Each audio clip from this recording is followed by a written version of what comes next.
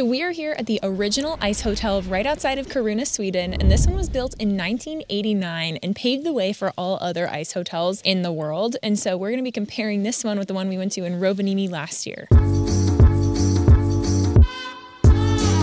So immediately as we entered in here, we noticed a huge difference between this one and the one in Finland, and that's there's no really like gimmicky lights or like props anywhere. This is like a straight ice hotel. And this room right here is the chapel, which is much bigger than the one in Finland. So let's talk about the price differences for a day visit. The ice hotel is actually about 4 euros cheaper at 25 euros to enter, whereas the snow hotel, in order to just walk around and take in all the sights, it's gonna be about 29 euros per person, at least for adults. So one thing to note too for both hotels is if you are just doing a day visit, that you're gonna wanna make sure you get here the correct time, because if guests are staying in these rooms overnight, you're not gonna be able to do a day visit in the evenings.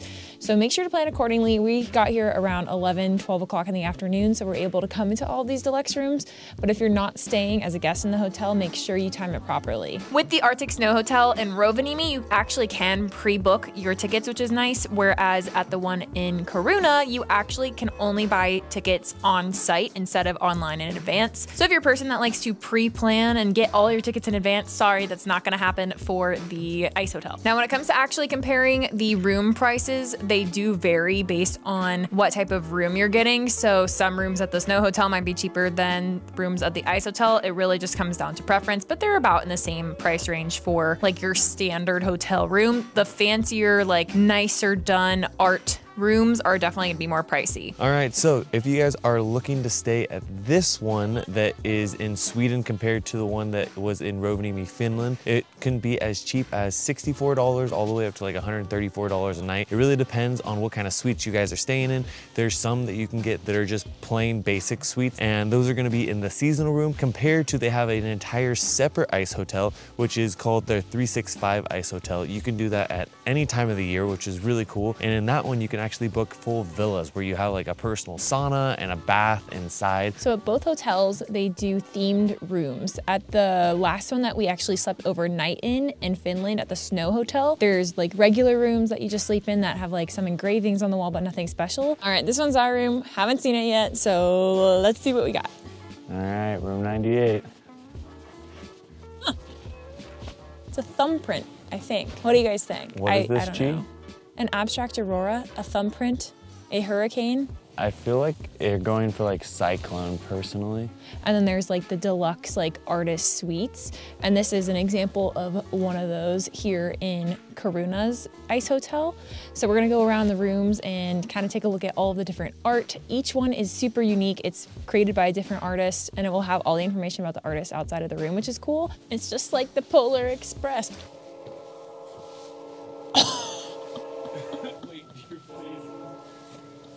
Wow, that's crazy. And the amazing thing about the snow hotels is that they change every single year because they can't keep them here year round. Really, really different experiences depending on if you want to go to the seasonal one or not. If we were to book one, whether we were here or in Rovaniemi, we would definitely try and do one of the ones that was a little bit more luxury. That way you can have the sauna if you guys want, or you get the experience of sleeping in one of the rooms that has all the beautiful sculptures. So we're now on the regular side. These are the regular suites that you would sleep on. The biggest thing is that these ones all look the same. And these ones don't have a sign that says don't sit on the bed or touch the bed. I feel like the standard rooms are better here than they were at the ones in Rovaniemi. Either one, when you go to them, they will be absolutely stunning. The one in Rovaniemi does have the glass igloos for seeing the northern lights, and it does not have a 365-day snow hotel compared to this one. It does have the 365-day snow hotel, but it does not have any of the glass villas. Instead, it just has regular villas. Both hotels offer a wide array of activities that you can do, whether they're excursions on-site or off-site, but let's just talk about on-site. So for the ice hotel in Sweden, they had a fun ice slide that you could go down, which was great for both adults and children. Major points to Sweden's ice hotel because it's got a massive slide made out of ice. So fun. We went down quite a few times. And I think the one advantage that the ice hotel had over the snow hotel was that they have the ice hotel 365, which is open all year round, whereas the ones in Rovaniemi are only open during the winter time. Okay, now we're on the side that is the 365 days a year. It's open. It's like inside, so they're able to preserve it. Similar to the extra rooms in the ice hotel that are only seasonal,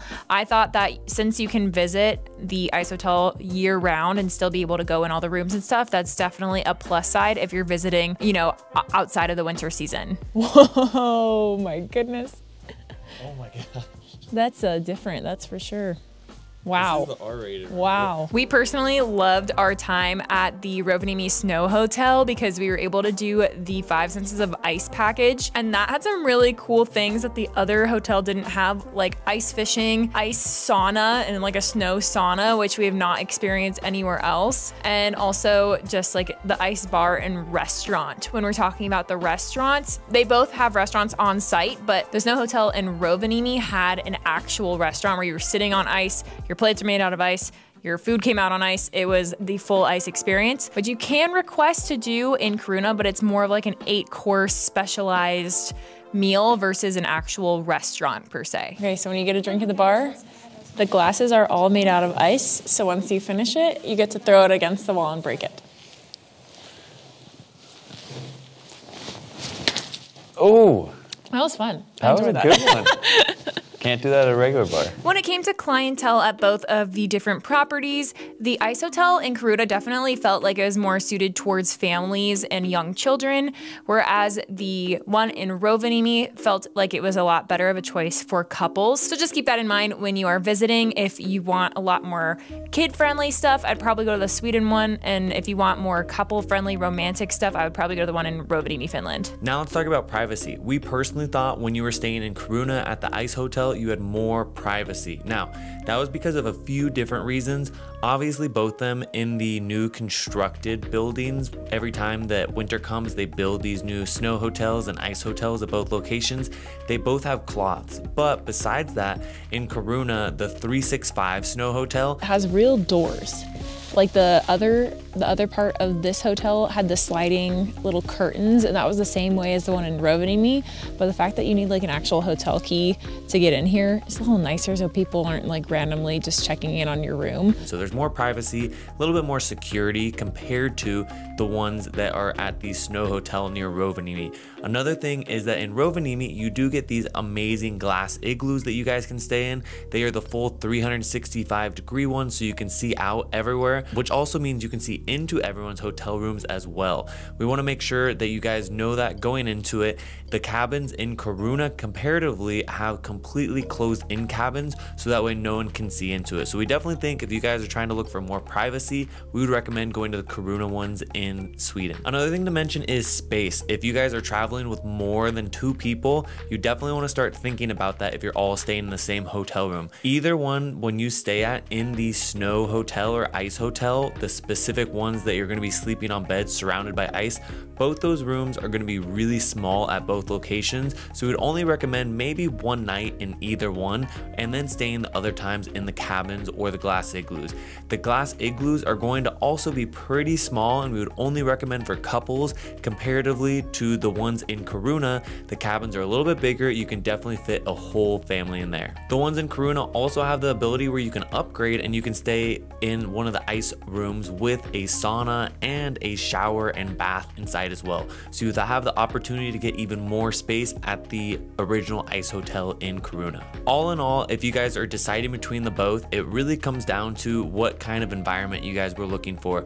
Both the snow hotels have amazing art. This guy kind of looks like Darth Sidious from Star Wars. They both have incredible activities. It just depends if you want to be in Rovaniemi near Santa Claus Village and experiencing that, or if you guys want to be near the national park in Kiruna. With that, we guys hope you really learned a lot and you guys can make a better informed decision on which ice hotel to experience when you guys are visiting the Arctic Circle. And that is going to be it for this video. If you guys want to see more stuff from us chasing the Northern Lights here up in Finland, Sweden, and Norway, then you can go ahead and check the description. With that, we'll see you out there on the next adventure.